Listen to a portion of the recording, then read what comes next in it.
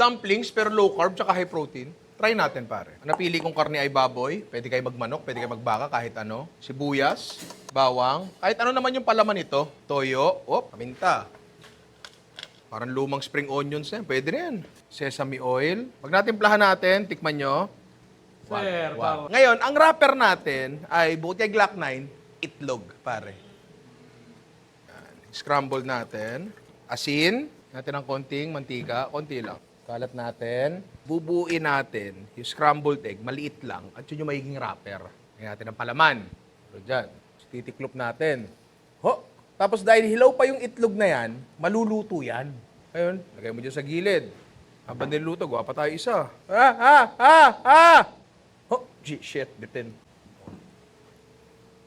Medyo matrabaho pala. Para mas marami pang itlog, ilalagay natin yung dumplings natin sa egg drop soup, pare. So may kumukulong tubig. Lagyan mo sibuyas. Konting bawang. Paminta. Gusto yung maglagay ng luya, mas maganda i-grater para di nyo makagat-kagat. Dapat talaga yan, chicken broth. Pero ang gagamitin namin ay Knorr, chicken powder, pare. Yan. Patis. Itlog pa rin. Yan. Nalagay mo lang dyan, tapos hahaluin mo dahan-dahan. Tapos, cornstarch and water mixture, pampalapot lang. Inaan nyo yung apoy. Ilagay natin isa-isa yan. Ay, grabing gains yan, sir. Yun, no? Uy, grabe siya. Sino ang grabe? Siya. Spring onion sa taas. Ay, tapos sesame oil. Ay, wow! Yan, pare, ang the perfect bite.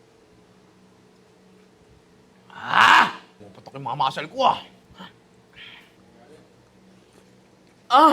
Pare, try nyo to. Alam nyo dapat nyo pa i-try? Ano? Bago design, Ninong Ray merch, pare. Tsaka eto, ang dami nag-request ng buti. Check out nyo na. Tapos andyan na rin lang kayo, mag-check out na kayo ng perfume treats, pare. I love yung mga inaanak.